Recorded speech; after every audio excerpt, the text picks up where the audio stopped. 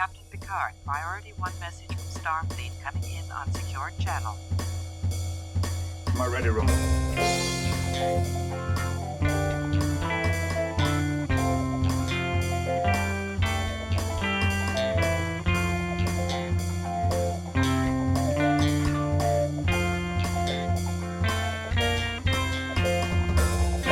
Welcome to the Readier Room, not to be confused with From There to Here. This is the only TNG rewatch podcast with actual on-set stories and insights from those who are there to make this magical show that we all love. My name is Mitchell Mells, Chief Consultant of Services at Paramount, and with me is my life partner, Brandon Hobbs, Head of Resources Management. Brandon, it's week 4. We're back, still here. How you doing? Doing great, Mitch. Very excited to talk about this episode. Yeah? What's got you so excited about it? Oh, just how great it was. Well, really, like the quality of these episodes just keeps getting better and better. It's a straight incline. It's just a slope. It's like Mount Everest, how high it gets and how consistently I'd say it's even high. Exponential. Oh my really. God. Yeah, I like the enthusiasm there, and it certainly felt on my side as well. Now, for those of you keeping score at home, or anybody who, might have a little difficulty counting and needs to be reminded, this is episode 4, The Last Outpost, season 1, The Next Generation. And while this would not be the last outpost ever seen in the show, it was still a pretty good episode. And this episode is notable for many people because this is the first time in Star Trek, period, that we see the Ferengi, the race of Ferengi. And yes. The original series had a lot of contributions to the Star Trek lore. You know, it made things like the Klingons, some other races that became really associated with Star Trek. But really, TNG, up until this point, it had nothing like that. Like, it had Q, which was just a guy. It had the that race of Africans in episode 3. Just black guys. Which was just black guys. So they hadn't really put their mark on the Star Trek franchise. Not yet. And what we wanted to do was, introduce a new race that looked very distinct, and our answer to that was the Ferengi. And I think the Ferengi are a valuable addition to Star Trek canon in general. But yeah, definitely. the Ferengi that we got are actually not what they were originally conceived to be, which was always very interesting to me, like where they started and where they ended. Because at the end of this, the Ferengi are you see the finished product, you see this episode, they're like a villain race, they're snarling and backwards culturally, and they're not at all depicted heroically. But the way that they were originally envisioned by Gene was that they would be almost like a partner race to the Federation. Like, they would encounter the Federation and then ultimately begin the stages of joining them. And the idea was that we could see the development after First Contact. Because there's a lot of Star Trek stories like, First Contact, Prime Directive, whatever, but there's not a lot covering species as they join the Federation and as they... Yeah, you don't get to see that development. Exactly. So, but when you're thinking about it, you can't have this caveman snarling evil race join the Federation. That's not going to work. Indeed, when Gene was conceiving the Ferengi, he made them kind of in his image in a lot of ways. He gave them a lot of his values and his morals in ways that he really couldn't do with the Federation itself, because market testing, focus testing, and all that, they had to make it palatable to a wide audience. But because the Ferengi weren't the main characters, Gene had a lot more leeway with them. Yeah. Unfortunately, we didn't end up really taking that, and it's not so good, because Gene was very, very disappointed that his vision didn't see it all the way through. But there were some remnants of what Gene wanted left in the final iteration of the species. So, for example, the Ferengi, they react very negatively to seeing the clothed female Federation officers. And that kind of attitude was much more pronounced in the original design documents that Gene had drafted up. And I guess they left it in as kind of like a nod to him, this is your baby, the Ferengi, we're sorry that we changed it, but we'll leave this in for you. And yeah, it was pretty good, but there was a lot more that Gene had to let go. And anytime there's a Ferengi episode, he always just kind of hung around the back of the studio, just sulking a little bit, probably thinking about the road not traveled. Yeah, and it's definitely sad to know those things that we had to let go. But, yeah. I think they did end up being, enough of a realized race in and unto themselves. So they did. It ended up working out in its own way. You say Ferengi, and any Star Trek fan is going to have a bunch of images pop into their mind. Like, they're very distinct, Right. Yeah, absolutely. And this is the episode where we first get to know them. One of them pops on the screen, and he's, using bad grammar and saying things like human. And it's right. It's kind of silly to a degree, but somehow it works. Somehow it works. So that's the thrust of this episode. The crew, the Enterprise, they meet this Ferengi ship. There's a problem that both of them have, and these two cultures kind of have to interact with each other to get out of it. Right. Classic. So why don't we take this chronologically and I guess start at the beginning, right? Right. So where do we start? What's the beginning? Well, I mean, the beginning is the Federation, the Enterprise, runs into a Ferengi ship orbiting a planet. Do you remember the name of the planet?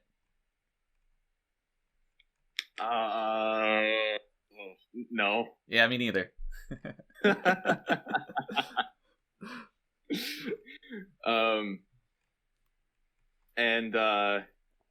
Well, what happens? So the Ferengi ship turns to face the Enterprise, and there's a bit of a miscommunication, right? The Enterprise thinks they're being attacked. Yeah, like someone's scanning the Enterprise's computers. The Ferengi, like, they turn to face them, and everybody's preparing their weapons. There's like this big flash of light, and nobody really knows what's going on. Communications are like hampered. Right. So one of the things that was interesting about this episode is that they seem to know who the Ferengi are, but to what degree they know this is not really explained too well. No. The setup is that they're like under orders to, I don't know if it's pursue or observe the Ferengi, but they're like chasing this ship by orders of the Federation, and it's not really clear what their mission is for an exploratory, friendly organization like the Federation. Right. Go after that car. Like, what are you doing? Yeah, it's so one of the big themes of this episode, or one that, I mean, was lazily introduced and then drops unceremoniously, I think, is I guess capitalism. Yeah. Right. Because the Ferengi are noted for being traders, capitalists. Like, that's the one thing the Federation knows about them. That's the one thing they know about them, right? Yeah. Which is an odd thing to know about an alien species that you've never really had contact with. Right, you would think somebody or a race noted for doing a lot of deals would be quite easy to stumble upon or get in contact with. You would think so, yeah. You'd think they'd kind of, cast a wide net throughout the universe. Yeah. But apparently not. But speaking of the capitalism, right? No. A lot of viewers, as I'm sure you'll remember, a lot of viewers took umbrage with the script calling out capitalism. Yeah. And the United States specifically, right? So, right, because Data has this like red, white, and blue kind of thing. Yes, and you will remember, I'm sure, that we had our own little red scare in the mailroom at Paramount, right? Yeah, it lasted for months after this aired. So many letters. The director's a commie. Patrick Stewart hates America. Blackballed Brent. It got so ridiculous. It got ridiculous. There must have been part of a campaign because so many of the letters said the same exact things. Like, Like Right, the right. blackball Brent stuff was just scrawled in marker, like across a big piece of paper, and so many people sent that exact thing in. It was coordinated, and it was And funny. that's the funny thing. You Yeah, could yeah, you could go ahead. tell when this episode came up in syndication because another wave of letters would come in. Yes, yeah. Right. Yeah, no, we were dealing with the effects of this for years. But I think it's funny because to me, I don't think that theme is like super pronounced No, it's not. in the episode. But the fans actually weren't as off base as they usually were with this one. It's really odd how they were able to kind of draw this theme out of the episode. Because the writer of this episode, Richard Trezemian, he was actually dipping his toes into communist theory at the time. Oh my god, I forgot about this. And right, you'd see him, in the writers' room during breaks, just reading the Communist Manifesto. And I guess this episode, his treatment of the Ferengi was supposed to be his own personal takedown of the capitalist system, and he was really proud of it. He was very proud of this episode. Yeah, whenever a Ferengi like treatment would come up in the writers' room, he would always just like drop what he's doing. Oh, let me write it. Yeah. It kind of became like a one-hit wonder kind of thing. It's like, all right, you go write your Ferengi story, whatever. But yeah, he was always chasing the high of always of what he got here. Yeah. But weird stuff. Like I get thematically how it works, but just Data talking about the red, white, and blue, and then Picard responding like, "Oh, the blue, white, red French flag." It's like, yeah. Again, we're treated to throughout this episode not only clumsily written data lines, but Picard's weird fascination with his heritage. Yeah, and it's amazing to me because his name is Jean-Luc Picard. They might as well named him Pierre Baguette if he's going to be this fascinated with his French heritage. Yeah, it's just I don't know. It's a really bizarre, kind of quaint little look back at what the writers had planned for this character that just never really panned out. It's that happens with a lot of season ones of various series. It's kind of like this blueprint, this layout of where they expect the show to go, and best laid plans never goes that way. But it's amazing because if the writers had their way and the show had panned out as they envisioned it, would have been awful. It would have been terrible. You would have had every episode of Picard singing various Les Mis songs while Data struggles with using an elevator or whatever. Yeah, and every line of Data dialogue has to make a point of him using some kind of colloquialism. Right. What was it in this one? And then everyone around him just staring at him, slack-jawed. Right? I can't remember what the one. It was something to write home about, or was that the last one? Something to write home about. There was another one though. I think it was. I think at first it was like nothing to write home about, and then he's like, "Oh, it's something to write home about," which is weird because when he says something to write home about, Geordi's like, "Oh, Data, that's very human," but nobody says something to write home about it. People only say nothing to write home about. Yeah, that's true. It's like they desperately needed him to like show some kind of progress, but they couldn't think of a phrase that actually had a commonly used opposite. They've been desperate for a few episodes now. Yeah. Sir, it's nothing to write home about. Did I use that correctly? So, anyway, the Ferengi ship faces to turn to the Enterprise, and there's some kind of misunderstanding, right? Their energy is being sucked out. Yeah. Somehow. And it turns out that both ships are, but the Enterprise doesn't know that the Ferengi are also falling prey to this at the beginning. Right. And so Picard calls the Ferengi captain on Skype. And he's got his Zoom background behind him, got a black. And you pointed this out when we were watching the episode. There's no background. Right, There's it's no just set design white. for the Ferengi ship. Just white. Which is really really concerning because I don't think that ever happens again with any species ever. No, Like, I mean usually they construct a cockpit of some kind they do, and or a bridge of some kind. maybe they'll reuse one now and again, but yeah, there was just no time to get it together when we were making this episode. But it's funny because like that slap hazard kind of feel to it is exactly how the design of the ship itself came together, the Ferengi ship. Oh, is that right? Yeah, see, like, talking to fans, a lot of people think that whenever we have to design something, that our artists and designers are just spending hours pouring their blood, sweat, and tears, like, making models and sketches and all this stuff. But in cases like this, and it happens more often than you think, it's not that labor-intensive of a process. So people note the distinctive shape and look of this ship, and it's all due to Gene. Like, one day he comes in the office and he keeps talking about his favorite cephalopod, the humble horseshoe crab, he would say. And it went on like 20 minutes of horseshoe crab facts. And nobody knew where he was going with it, but at the end of the conversation, more of a monologue, he's like, all right, some race in TNG's got to have a spaceship that looks like these guys. They're just so cute.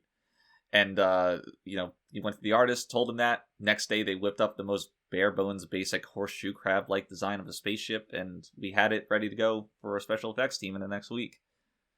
That's absolutely genius. It's pure genius. You can tell. It comes through very, very distinctly in the ship's design when you watch the episode. Yeah, you get that kind of, crab feel to it.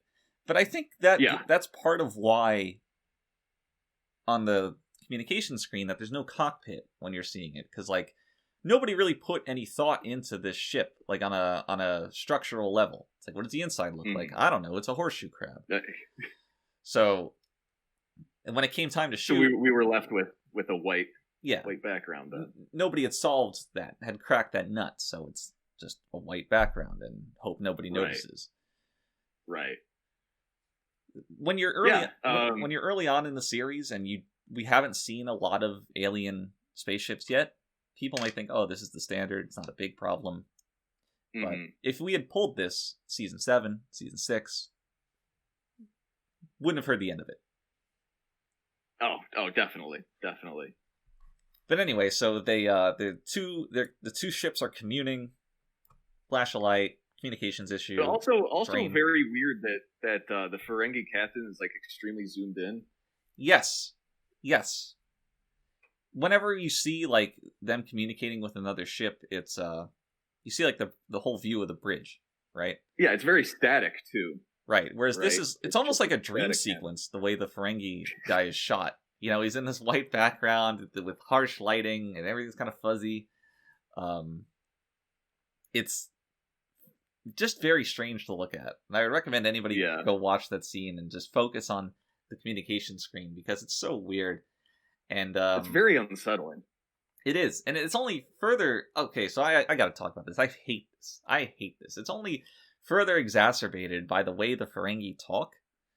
And I ranted about this when we were watching it because it's so stupid. So in lore of Star Trek, there's like a translation device that everybody has that's kind of like embedded in them, and it allows them to speak their language, somebody else speaks their language, and the device translates for everybody. And that's how communication between all these disparate species works.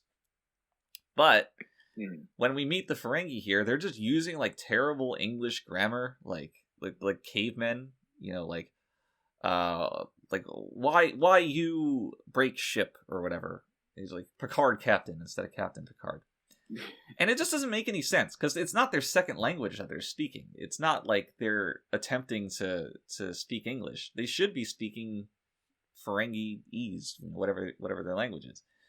Right. And it's so annoying. And the worst part, I mentioned this before, when they say human and the subtitles for Netflix put a hyphen between HU and MAN. You ever see the Tapestry episode? You ever watch that one? You're gonna have to remind me. It's the one where Picard dies and like Q sends him back in time, like It's a Wonderful Life. Oh yeah. So the aliens that like stab Picard that he gets in a fight with when he's I vaguely remember. Well, they're like these big hulking warrior idiots, and they do the exact same thing. They come up and they're like, "Oh, play dumb jot human," and it's so stupid. And they're like, it's like a big rubber mask. They look ridiculous. It's a good episode, but I hate those guys. Right. And well, so like that's always been an issue with Star Trek in general, and this universal translator thing is that you have to work just a little bit to suspend your disbelief about these kinds of things. Right. And they never go away. I can suspend my disbelief of these people talking to each other. Like, I get it. But you can't have your cake and eat it too. Of like, they're able to communicate, but they have such a poor grasp on grammar for some reason. Like, it doesn't work. And let's not even talk about Darmok. Good God. Well, so, okay, how about this? Okay. The Federation clearly hasn't encountered the Ferengi very much, if at all, so far. What if their translators are not calibrated correctly? All right. I mean, what am I going to say to that? That could work, right? That could work. It could work, but I would rather just not have to do this footwork by myself. Because TNG dialogue has a lot of, like, stupid throwaway lines. Like, half the dialogue is characters on the bridge repeating what Picard tells them to do. You can throw in a line of, like, something explaining this. Like, oh, Captain, our translators are not properly calibrated for this race we haven't encountered. Whatever. Yeah, you could. Like, it's this kind of, like, I don't want to say, like, fan theory, because it's not a theory, but I find this stuff just to be so annoying, and more importantly, not at all satisfying as a viewer. I just think they deliberately didn't touch upon this at all, because it's not really the point of Star Trek, you know? It's certainly not the point. It's certainly completely unimportant, but, you know, the harder your science fiction gets, the less you're able to let this stuff go, right? Yeah, but I wouldn't say Star Trek's hard sci-fi. It can be at certain times, I think. I mean, don't get me wrong. I definitely agree with you that that's been a recurrent big hole through every series of Star Trek, and I think it's one that a lot of people point to as being probably one of the series' biggest faults. But to me, it's just like it's not a big deal. I'm not gonna say it's a big deal. It's certainly not. I still watch the series, but I do, just roll my eyes a little bit every time something like this happens. Right. But you're right. It is ridiculous to say, like, oh, this show is bad because of this. Like, yeah, obviously not. Right. Yeah. No, I get it, but we're not going to get rid of this issue. Like, this is going to come up several times over the course of this podcast. I mean, it would be easier to accept if I didn't have to keep hearing about it from fans. Like, especially this episode in particular sparked, like, a huge issue of this nature. So, like, the fucking Ferengi that communicates with them on the thing, his name, I don't even remember which one it is. It's either Daimon or Daimon. I think it's Daimon. So he says Daimon. Okay. But Ferengi says Daimon. But Picard says Daimon. And right. The Ferengi very clearly says, I am Daimon. And then Picard's like, well, Daimon. And people, that one line, have pontificated and wrote about pages of digital ink trying to explain this discrepancy. Really stupid fan theories, like, oh, Ferengi culture, it's one, you say your name one way and other people say it another way because it's polite. Or, oh, the ship's communication screen was malfunctioning because their power was being drained. And Picard heard it incorrectly. Picard's French, so he can't pronounce things correctly. Like, it's so dumb. It's like that translator calibration thing. It's just like a lame fan theory to make it work. And it's like, I like the enthusiasm from people like this. Like, I appreciate it. I love it. But really, sometimes it's just not that cool. Like, sometimes Patrick had a fight with the writer and just pronounced it incorrectly to spite him, Yeah. The truth is often stranger than fiction, But you can't spend your life trying to explain these little inconsistencies. It's just not going to work. Yeah. I guess that does kind of, again, show how much legwork the fans do have to do sometimes to make this show consistent with itself. Enjoying Star Trek is a full-time job. It is, and that's why we're here to help. We are here to right? help. Yeah. Help vent, I guess. But man, anyway, I'm so far off topic. Yeah, wow, you really had to go there. I was very angry. I could tell. You heard me when we were watching it. Oh yeah. Oh, that was a strange mistake. Just that, the fact that they couldn't have made that consistent at all between whichever one they did first, either that scene or the recording right of the Ferengi captain, just make it consistent with itself. I don't see how that's difficult. It's not, but when the prevailing attitude on set, it's like, oh, this stupid sci-fi bullshit, who cares? I feel like this happens a lot, actually. It did. And, with the benefit of streaming and on-demand viewing of these episodes, it's a much larger problem than it was when this would air, once a week and then never again for another few months. Right, yeah, people just wouldn't catch this stuff. Yeah. Okay, so anyway, they have their little chat, Picard and the Ferengi captain, and Picard convenes a meeting, I guess, right? Yeah. Of his crew, right? Yeah. They all go into the meeting room and stand awkwardly close together. Oh yeah, that's oh yeah, okay. You want to talk about this one? It's just a really unfortunate story, I think. So, if you watch the series for any amount of time, you'll be like, all right, so there's the fridge, there's the Ready Room, then there's an observation deck / meeting room on the left there, and that's often where the characters go to discuss the problem of the episode. It's a lot like a regular boardroom. There's a big desk, a bunch of chairs, a television screen that put up PowerPoint presentations, whatever it is that they do. Mm-hmm. And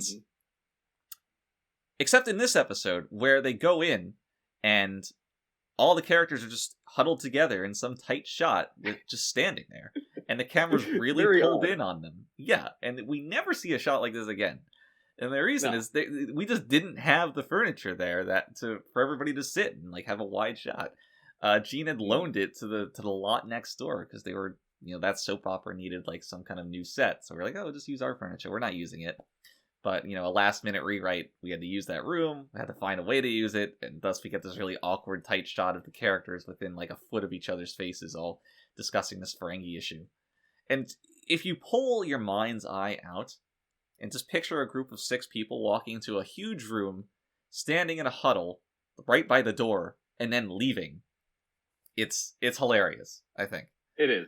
It is. Later on, we see the tables and stuff. They had to do a reshoot with, Riker and Picard just to establish that, yes, we still have these chairs. But, man, I giggle about it every time I see it because it's just so unnecessary. It's such a forced shot of them to put in the show. Just let it go. Yeah, you don't need to have a shot this minute. It's not always going to be worth it, but sometimes you just force it in there. Well, and that's the cool thing. At least they were able to do the reshoot to kind of salvage that situation. I didn't even know about the reshoot until I watched the episode when it aired. Right, because I remember you saying, wait, we didn't have these at the time. What happened?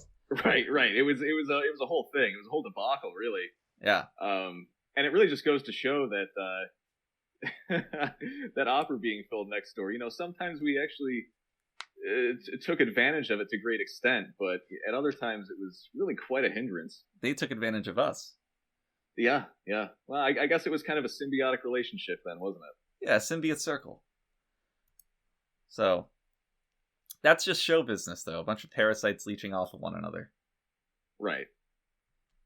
So anyway, they convene this meeting. They go back, and, only now are they beginning to get to the real thrust of the issue. The Ferengi think that the Federation is sapping their power, and they're like, wait, we thought you were sapping our power. And oh my god. And I think it's Troy who's like, oh, it's the planet doing it. And I don't really know how she knew that. Was it?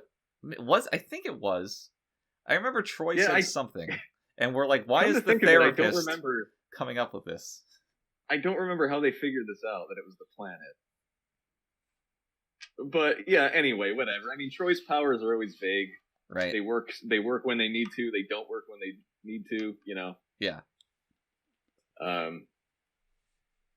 But so anyway, okay. Wait a minute.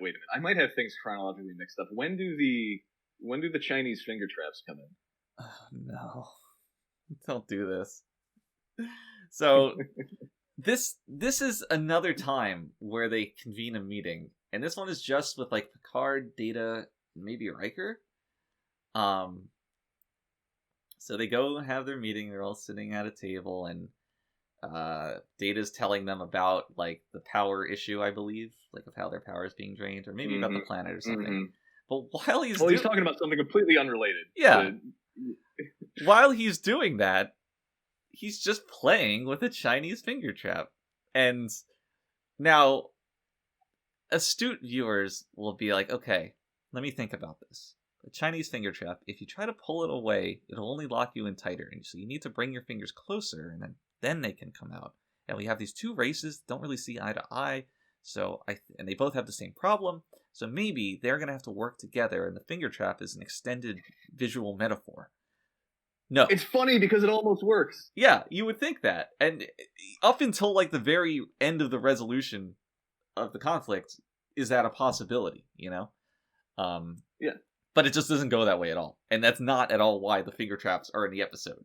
Which is... because what happened was that Brent Spiner, just brought a box of Chinese finger traps onto the set. He's like, these are pretty cool, guys, check them out. Remember, this was the 80s. The trends were different at the time. And they caught on like wildfire. So much so that, like, in shots, the actors would have their fingers in these stupid traps and, like, trying to hide their hands behind their back just so it wouldn't show up on camera. And it became such an epidemic that we're like, we gotta write this into the episode somehow. Because if one of these pops up when it's not supposed to, it's gonna look terrible. So we just put in this thing, like, all right, Brent, you can play with your toy, do it on camera, explain what it is. And that's why we get this moment of Data, the extremely strong, superhumanly strong android, being trapped by a piece of paper. It's too ridiculous to even accept by any metric. It's like, no, it's definitely stupid. Incredibly stupid. And I think the fact that it's a bait and switch for a metaphor is cosmically evil in how it worked out. You know, like, no, it is, and like that almost seems like filmmaking 101. Like, don't do this. Right. It's like, it's not exactly like the Chekhov's gun thing, but it kind of is. You know, if you introduce like a very, it is very obtuse element or obvious thing, you have to utilize it in some way. Right. And they bring it back at the end of the episode where, like, I think it's Geordi, he's like at the console and he's got like his fingers in a finger trap. Yep. With that really strange shot. Yeah. That's just focused on his fingers kind of like to the left. Why? Like, there were a lot of weird shots in this episode. Like when that one shot when Data leans over. Oh no. And he's talking about how, you know, oh, lucky that we don't have to kill our second officers or whatever, right? Like, I don't know what the function of that line is. Is that supposed to be levity for the audience, or is it? I don't know if it's levity or if it's like supposed to inform the audience of something they didn't know. I have no idea. Just in case you guys don't know, the Federation is not run like a pirate ship where they just murder each other. Really needed to establish that one.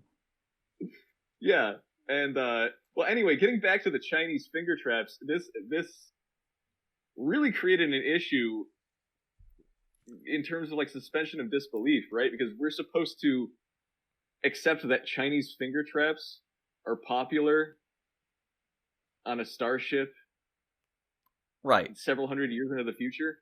You know, this goes back to the justifications that we have to do, because yes, I can imagine where that their replicator can produce a Chinese finger trap. But why would they? Why would Why? they Yeah. have the specifications of it?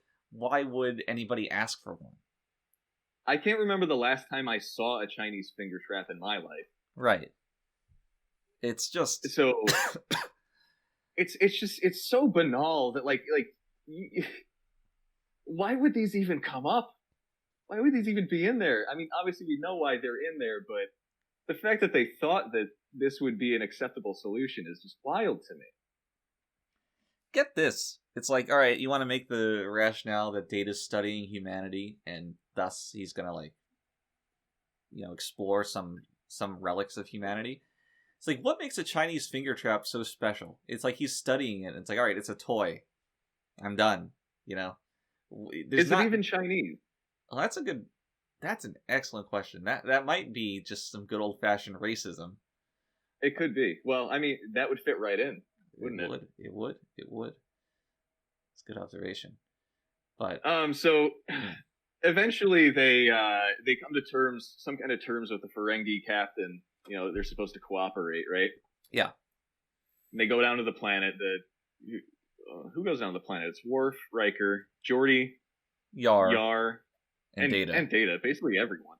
Yeah, it's a pretty big party, especially because the Ferengi, all right, we're sending 3 officers down, and the Federation's like, gang up on them, send double that. Yeah, that's kind of suspicious, actually, isn't it? It is, and obviously none of these people trust each other, and they're like, all right, but the Federation is the one invested in winning their trust, so I don't really get why they want to do that. That struck me as very not Picard-like to make that decision. Right. Yeah. You're probably right about that. It's definitely not the first weird decision we've seen, but yeah. But they go down to the planet, and everybody is scattered because of some kind of power interference or something. The places they sent everybody to be teleported beamed did not work out correctly. Right. And they walk around exploring what looks like an original series set. Yeah, it looks like the aggro crag. Some of the rocks that they're climbing around. Just these these plastic crystals. I think that's a little it looks more like styrofoam to me. Yeah, no, that's probably what it is. But I do not remember what they were made out of, but they look cheap, and they look cheap today. They're absolutely cheap. I mean, at the time, the idea was you can't see that clearly on TV, so whatever. But with the advent of high definition, 4K, nothing's hidden. It's all laid bare. Yeah. And we see a lot of the series faults from here on, even going forward. Yeah. In that the faults in our Star Trek realm. Oh, nice. That was a good one. Thank you. So both the Ferengi crew and the Enterprise crew are all scattered, and we open on Riker, walking around looking for everybody, and one by one he finds his crew. Do you remember how he found Geordi? Jesus. All right. I thought you'd have something to say. I need to say this.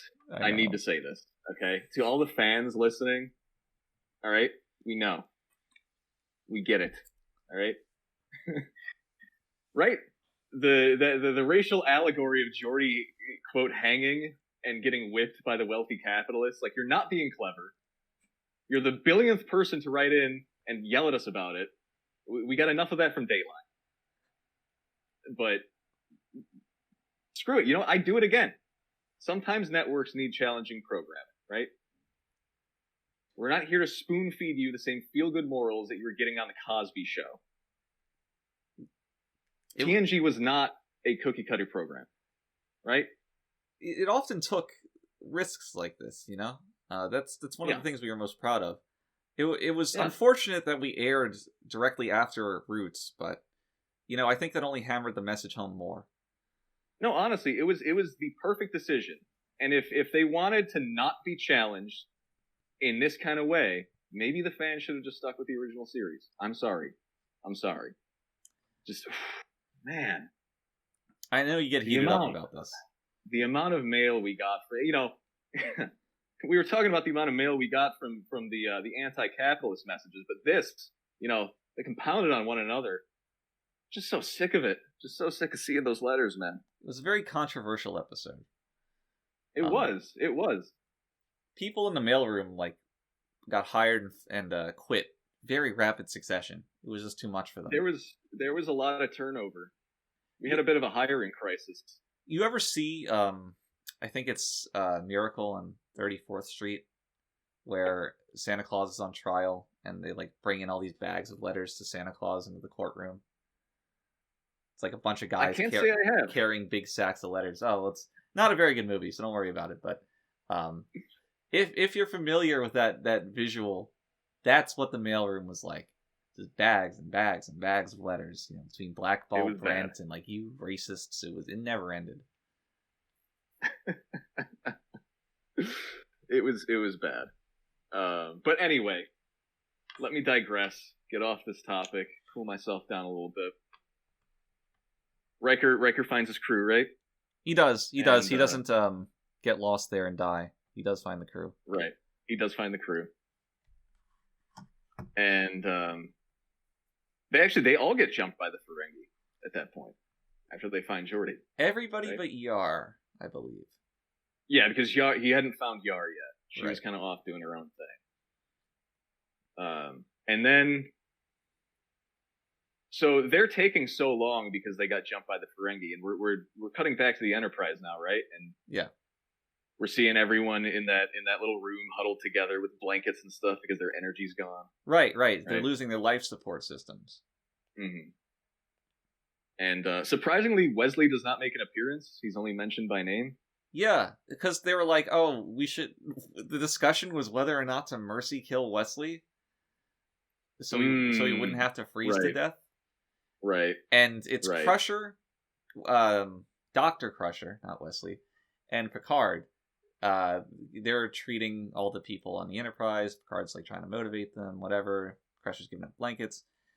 And the conversation turns to Wesley, and she's like, "Oh, I wanted to sedate him so he could die in his sleep."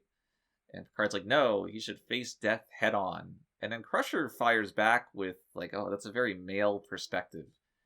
And this is the line that launched 1,000 huhs.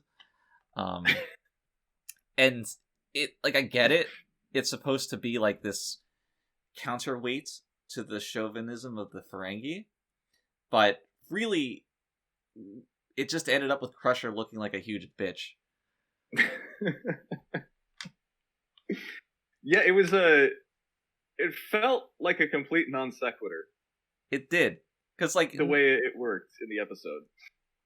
And the thing is, Star Trek has always seemed it's supposed to be a post-racial society in its equality, but it's also a post I don't know, gender role society, to the point where things like feminism seem unnecessary because most people in the Federation would hold those ideals to begin with. So it's very weird to see this male versus female pitted against each other kind of attitude from any of the cast. It is really weird. It's jarring. It's just so strange. It's such a strange interaction between these two.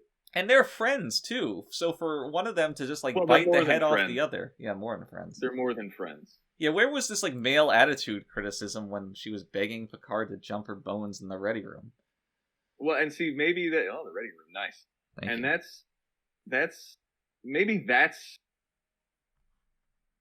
That's I don't know. Maybe it's supposed to show their, intimacy to a certain degree, right?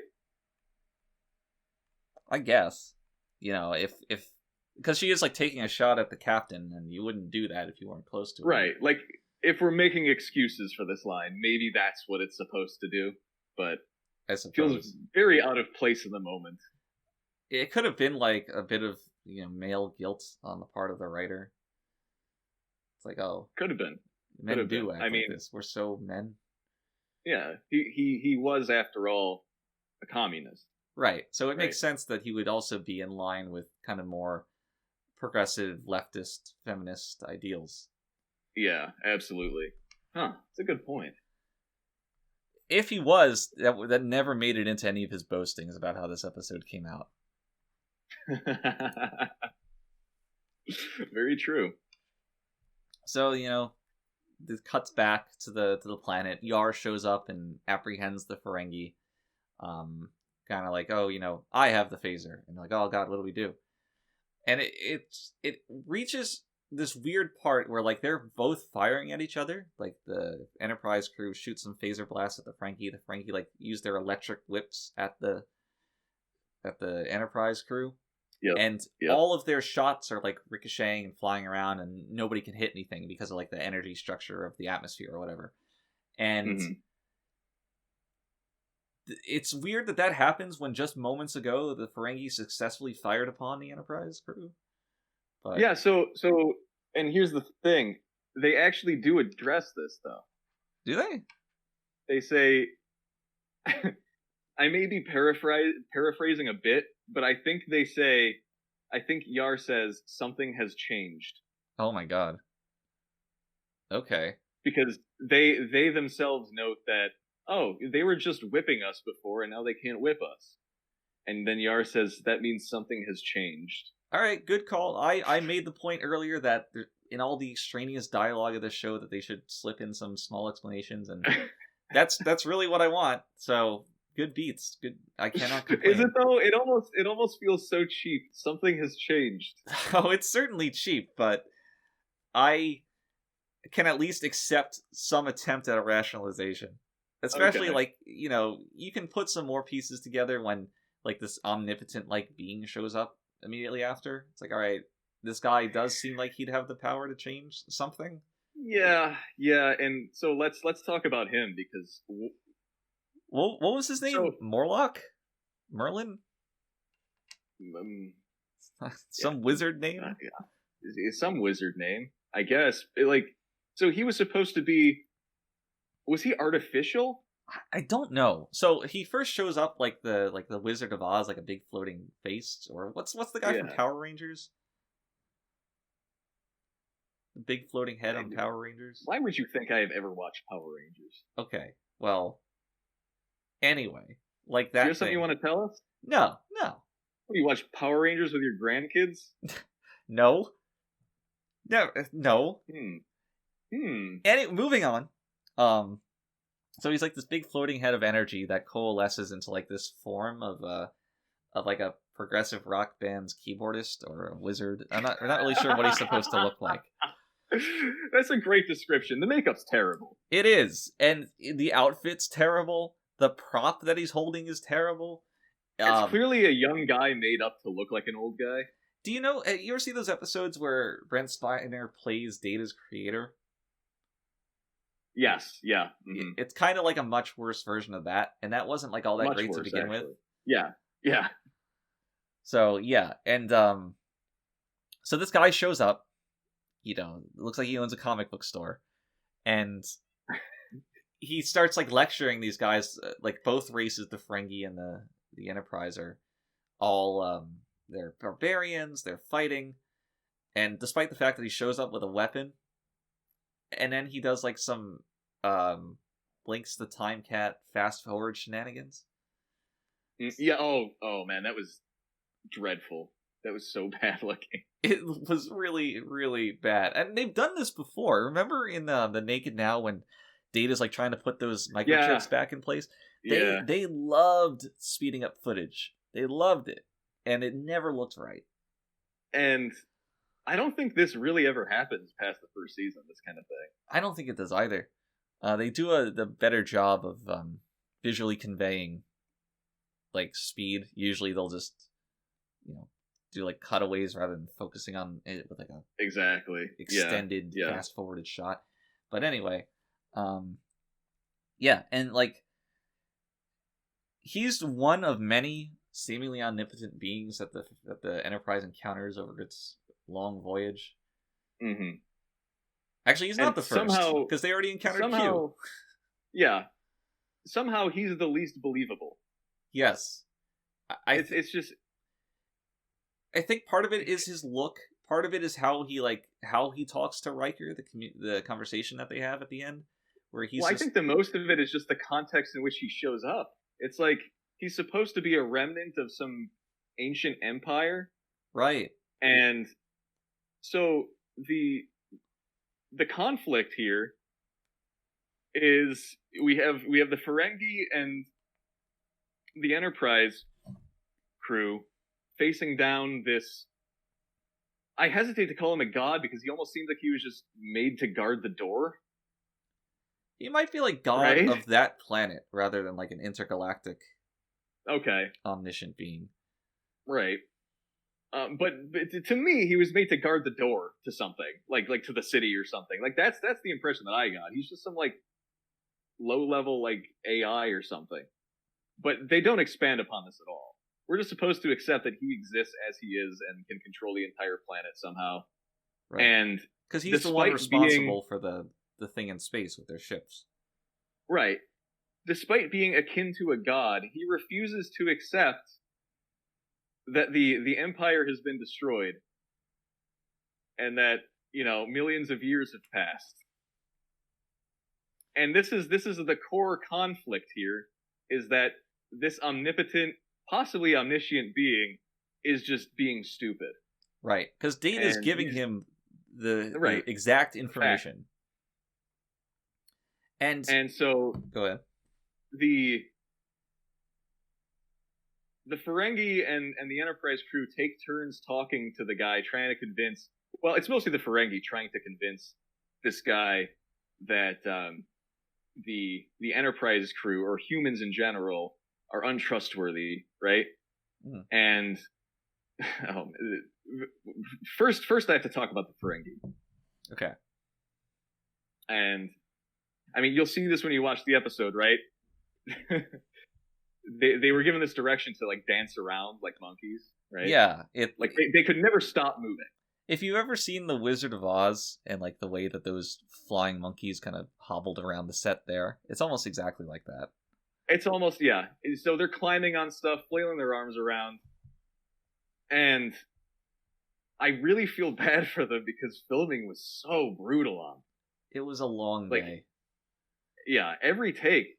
I mean, they had to jump and flail around to the point of exhaustion, and like in that heavy makeup and the costumes, it's just unreal. I mean, you remember we had to keep fanning them off and giving them water between takes. Right. Like they needed constant tending to so they wouldn't pass out. Right. And it wouldn't have been so bad if not for Frakes. Yeah. Because Frakes thought it was funny to keep flubbing his lines. He would do it with just such a smirk on his face. Like no, he was so smug about it. Right. And it was always directed at these Ferengi, background actors. I don't know if he had something against them or what. I think it was more of a display of power. Like I'm the star on this set. We're doing things at my pace. I could definitely see that. But on top of that, I'm sure he wasn't very happy with this episode to begin with. Right. Just the script and where it was going. So it may have been, a little bit of a, he may have had like a little revolutionary kind of attitude here. Bit of a protest. Bit of a protest, right. But in any case, his mistakes kept us all there for quite a few extra hours. Right. For really just a simple dialogue scene between him and this god type character. Yeah, it really should not have taken as long as it did. And I mean, the whole exchange was the beginning of a pattern that would last through probably most of the show's run. Yeah, our background minor actors, they often we called it getting fraked. You were there for 10 hours, you got fraked. It's just what he does. Back when we had some people join the main cast, like we added Ensign Rowe to the cast. She got fraked for several episodes. She got fraked hard. Yeah, just as like a hazing type of thing. Yeah. I think she may have been the worst though. Because he was almost random with how he would apply this to the extras. Right. I noticed But that. when Ro came on, it was quite obvious that was a power play. Some of like the female extras, especially, like the better that they got along with Frakes in kind of extracurricular sense, Oh yeah. the less likely they were to get Frakes. Is how it Right. ended up happening. Right. Yeah, I do recall that. It was a bit of an unspoken rule, such that we began warning, our female extras as they came on. It's like, oh, if you want this to go smoothly, you should Right. you should be wary of getting on Frakes' bad side. Or you just kind of do what he wants. Right. Offset. And if he's placated, this will all go smoothly. And if he's not, we're Right. gonna be here till 3 a.m. Right. I mean, lucky for us, most of the time he was placated. Right. Most of the time. But oh man. He was the only one who didn't get into the finger trap thing. Like, everybody else was in pretty high spirits because they were having fun with the finger traps between takes, but Frakes just was not into it. And I guess he let us all know. I guess he did. I know I had fun with it. Yeah. I mean, we at the end of shooting, I remember that somebody brought in, like, they had a finger trap specifically made with the Star Trek logo on it as like a commemorable thing. Oh, And, yeah. Yeah, if you remember, like, we were all kind of fawning over it, and Gene, who did not approve of any of this, just kind of came over, took it, and ripped it in half. Yeah, oh man, that was a loss, wasn't it? It was brutal. Him and Frakes were the anti-finger trap alliance going on set. Well, he and Frakes were kind of at odds with a lot of the rest of the cast for quite a lot of the time, actually. Right, and that's why Frakes was the one from the cast who directed the most episodes. Like, his alignment with Gene kind of put him in a good spot to be given those directorial positions when nobody else was. Right. Like, Michael Right. Dorn really, really wanted to direct some episodes, but he just didn't have Gene's favor to get him on. Yeah. It's brutal. But Very brutal. yeah, back to the episode. Keep getting off topic. They the Ferengi and the Enterprise encounter this god. This god, like, sides with the Enterprise against the Ferengi because the Ferengi are all barbaric and conniving, whatever he says that they are.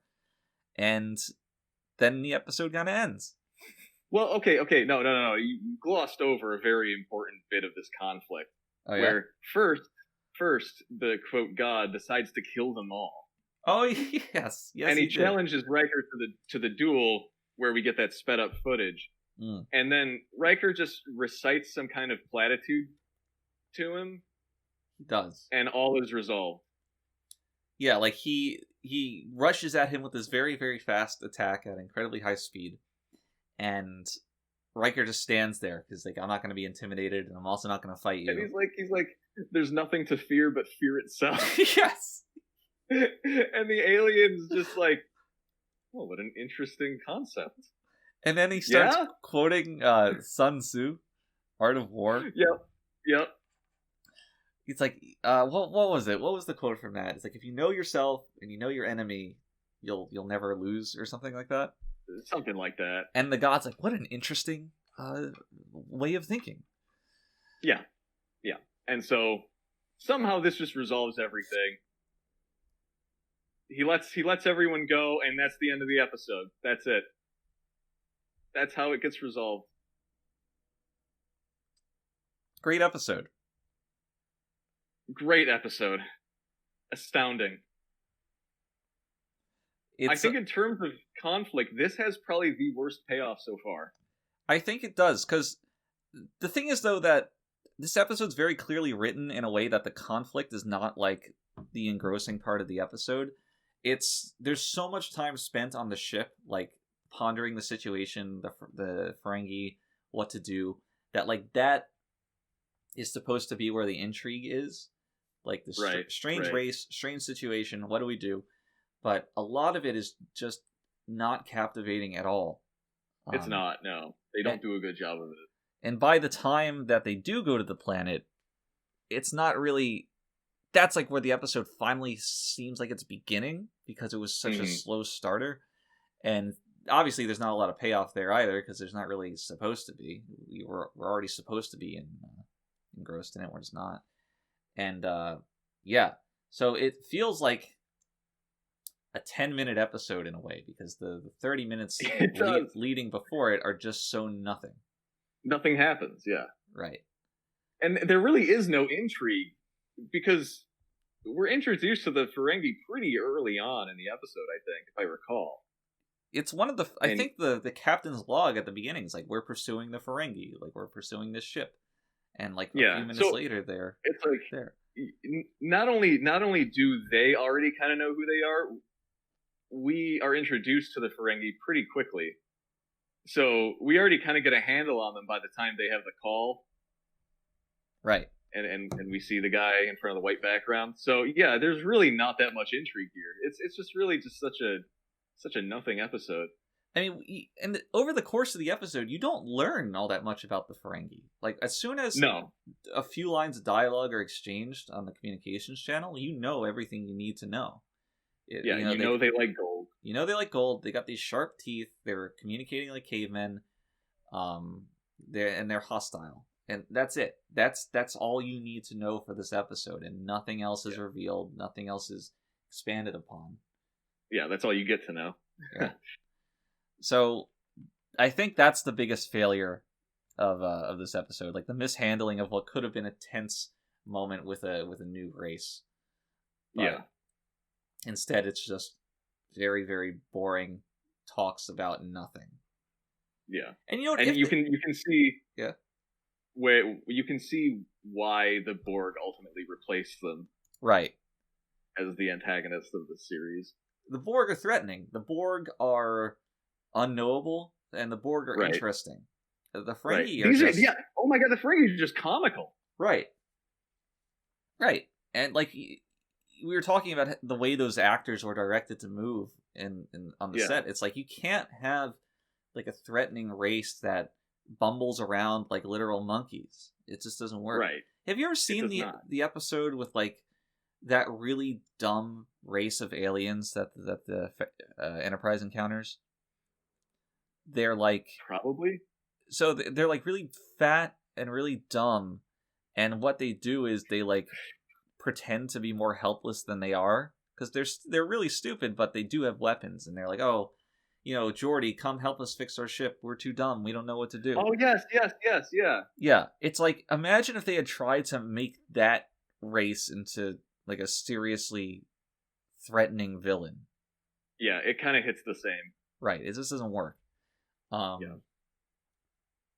did like that episode though. That one. I don't even know what season it was in. Yeah, it wasn't bad. But yeah, the Ferengi just don't work. And if they had done something like the Chinese finger trap allegory we were thinking of like, let's learn to work together with this more barbaric race, that could have been interesting. But it actually could have, yeah. Yeah, but this is not where it went. They went down the worst possible route. Yeah.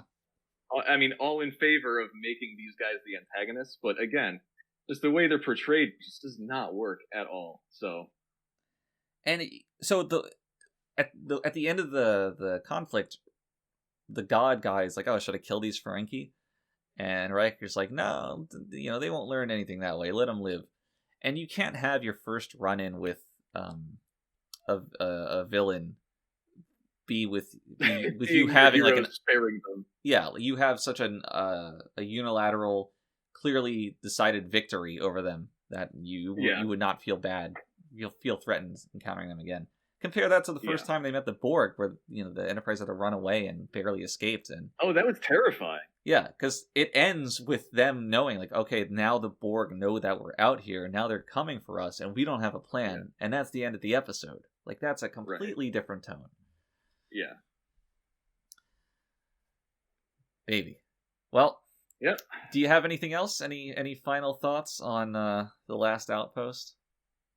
Well, all I can hope is eventually we get to a good episode, Mitch. Yeah, eventually. One is out there. Join us in our continuing quest to explore the next generation in hopes of finding a watchable episode.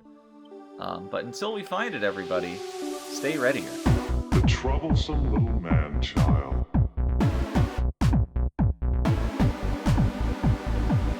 Consider that in the history of many worlds, there have always been disposable creatures.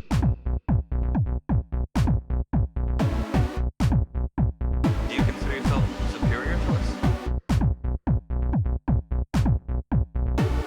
Should have told him to mind his own damn business.